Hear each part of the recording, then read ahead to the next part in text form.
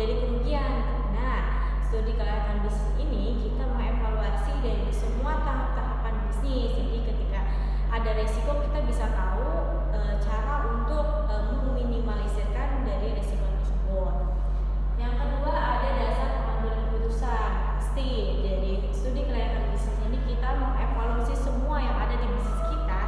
Jadi dari situ kita dapat membuat keputusan untuk bisnis kita lebih maju itu seperti apa ketika kita sudah mengevaluasi. Terus memudahkan perencanaan usaha, tentunya kita sudah mengetahui, sudah mengevaluasi dari perencanaan sampai resiko sampai pemasaran. Jadi kita bisa merencanakan nih, bisa tahu kekurangan dari bisnis kita apa ketika kita merencanakan. Itu akan tetap sasaran. Terus juga mempermudah pelaksanaan dan pengawasannya. Ketika kita sudah merencanakan sesuai dengan evaluasi yang sudah dievaluasi, kita membuat rencana. Jadi sesudah membuat rencana itu, ketika kita melaksanakan rencana tersebut itu akan menggunakan kita.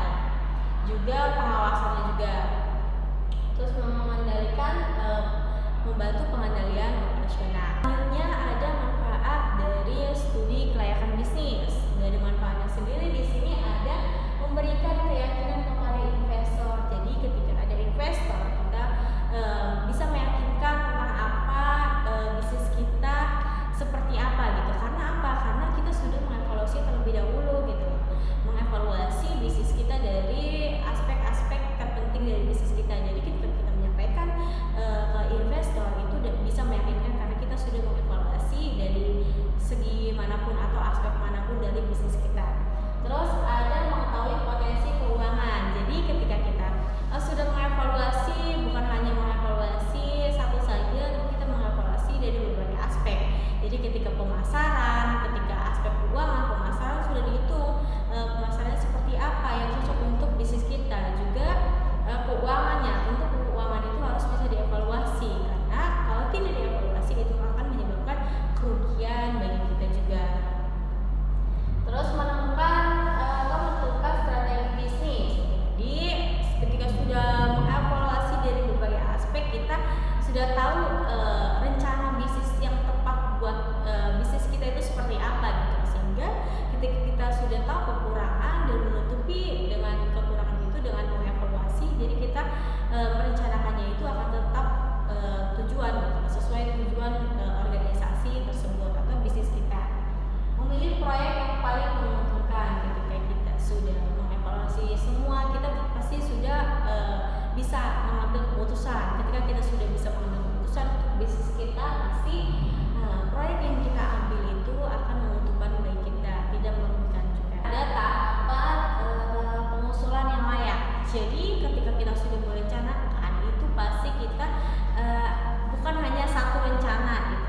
Pasti ada berbagai rencana yang kita buat untuk bisnis kita. Jadi untuk menentukan tahapan pengusulan layak ini, kita harus menentukan berdasarkan skor tertinggi sesuai kriteria penilaian atau evaluasi tadi. Jadi ketika kita sudah mempunyai lebih dari satu rencana, kita harus memilih itu seperti pada tahap evaluasi tadi. Jadi tahap evaluasi itu kita harus menentukan penilaian skor mana yang lebih tinggi dari perencanaan yang kita buat, beberapa perencanaan. Jadi ketika kita mempunyai rencana untuk bisnis kita, misal 3 rencana, ya dari masing-masing itu harus siapa rencana apa yang skornya tertinggi. Jadi ketika skor tinggi itu akan dilakukan atau diimplementasikan ke bisnis kita. Lalu rencana kerja, ketika kita sudah memilih pengusulan layak dari rencana kita merencanakan kerja itu seperti apa, penentuan jumlah tenaga kerja yang dibutuhkan kita itu seperti apa. Terus bukan hanya itu, sumber daya lain atau manajemennya seperti apa gitu. Rencana kerjanya mau banyak perempuan atau laki-laki gitu. Rencana kerja gitu, proses dalam memproduksi barang itu yang seperti apa gitu.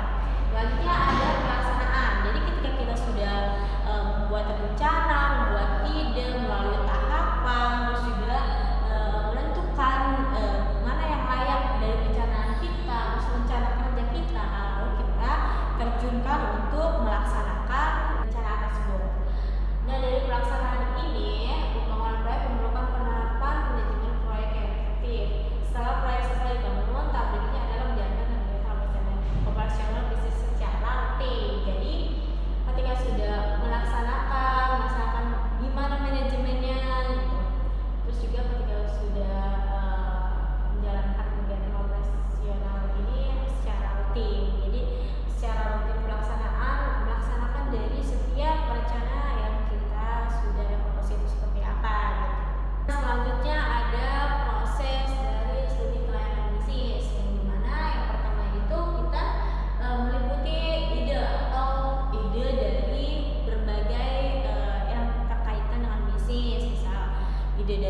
pemasarannya itu seperti apa, mengevaluasi hukum yang baik itu seperti apa, terus tujuan dari bisnis kita itu mau bagaimana, dan selanjutnya ada ide bisnis ditetapkan. Jadi ketika sudah meriset semua, mengumpulkan data dari ide yang sudah kita kumpulkan itu, kita harus ditetapkan gitu ide-ide kita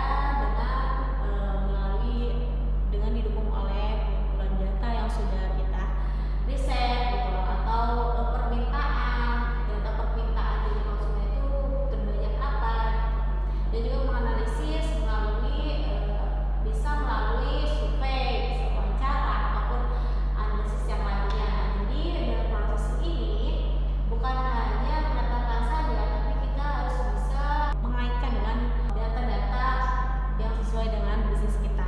Selanjutnya ada menganalisis teknis. Jadi kita sebagai pengusaha itu harus bisa mengevaluasi aspek mana produksinya, operasionalnya, dan juga lokasinya itu seperti apa. Apakah kita sudah lokasinya, apakah strategi lokasinya itu sangat menguntungkan bagi bisnis kita atau tidak gitu. Itu juga harus kita tentukan gitu. Hal-hal kecil dari lokasi aja kita harus bisa menyesuaikan dengan bisnis kita, sehingga ketika kita bisa menyesuaikan itu akan mendapatkan keuntungan dari kerugian. Selanjutnya itu ada analisis finansial yang mencakup gimana biayanya, pendapatannya juga berapa, dan profitabilitas guna untuk menentukan titik impas serta potensi laba. Jadi dari pendapatan itu kita harus bisa menguntungkan dari itu ketika sudah adalah analisis sensitivitas yang dimana dapat untuk menguji pengaruh dari perubahan,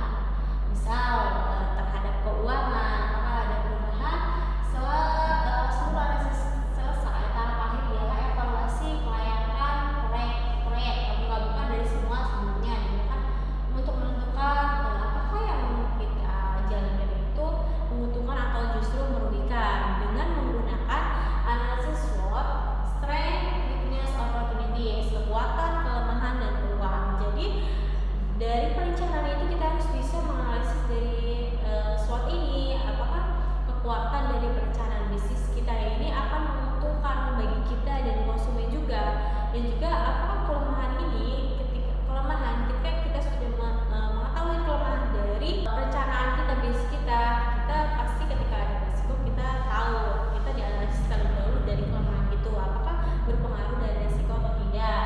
Terus juga peluang dari rencana yang kita buat itu, apakah ada peluang bukan hanya untuk keuntungan kita sendiri gitu, peluang untuk kedepannya itu gimana.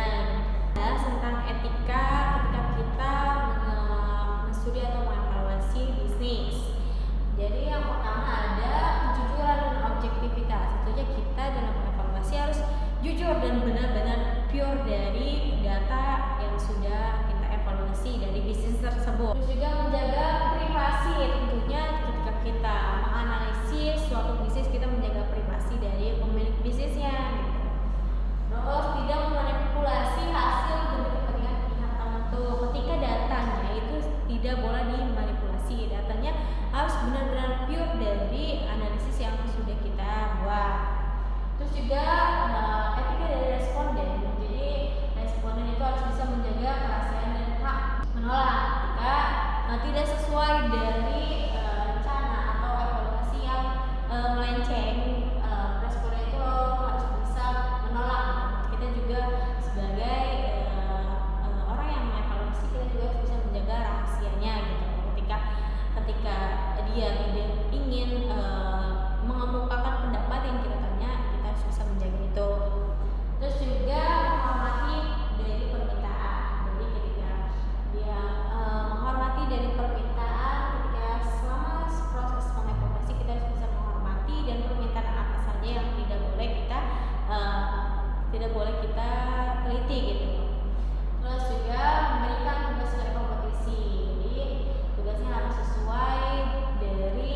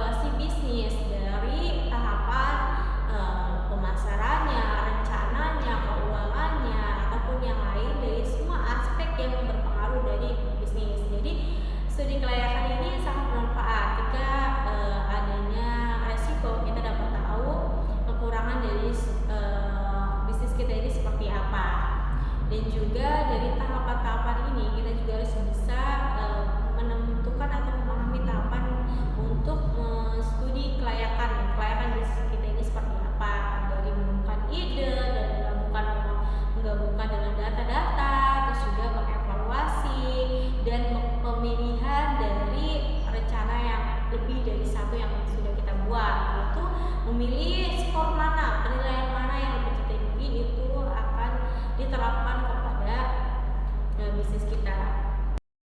Nah, sekarang saya akan menjelaskan data dari UMKM. Jadi UMKM yang saya ambil ini sejenis UMKM makanan yang dimana menjual mie ayam dan donat pancake, yang dimana apakah usaha ini mempunyai peluang untuk berkembang dalam 5 tahun ke depan? Mungkin punya kalau strategi pemasarannya itu sudah memungkinkan. Yang saya lihat pemasarannya kurang, jadi orang-orang belum terlalu banyak tahu tentang produk dia.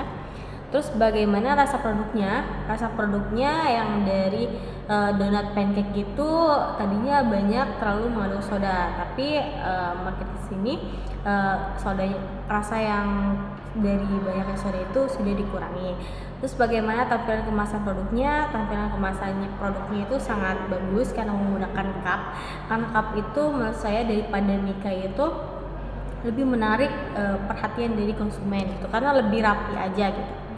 Terus apakah usaha ini sudah memiliki resmi dari pihak berwenang? Usaha ini belum memiliki izin, namun berjalan waktu nanti akan diproses insya Allah. Terus apakah kegiatan usaha ini berpotensi menimbulkan limbah? Usaha ini mungkin tidak menimbulkan limbah karena memang usaha makanan ini tidak, mungkin lebih ke kemasannya aja, karena kemasannya kan bisa sekali pakai saja gitu. Terus apakah lokasi usahanya sudah terdaftar di Google Maps? Usaha belum terdaftar di Google Maps, mungkin nanti akan saya daftarkan ke Google Maps agar orang-orang jika ingin datang ke outlet situ bisa tahu gitu lokasinya. Terus sebagai kondisi jualannya sangat strategis karena di situ tentunya ada di pinggir jalan yang dimana orang-orang pasti dapat tahu. Cuman mungkin tidak ada banner biar orang tahu ini jualan apa. Mungkin nanti saya proses untuk proses pembuatan banner atau buku menunya. Terus strategi pemasaran ini kurang memungkinkan karena masih belum menggunakan strategi pemasaran promosi melalui digital, hanya konvensional saja gitu loh, dibuka di itu Pak. Apakah produk sudah memiliki sertifikat halal? Sepertinya produk belum memiliki sertifikat halal dan juga produk juga belum menyediakan pembayaran secara digital. Mungkin berjalannya waktu nanti diproses pembayaran secara digital. Jadi kurang dan lebihnya mohon maaf. Wabillahi taufiq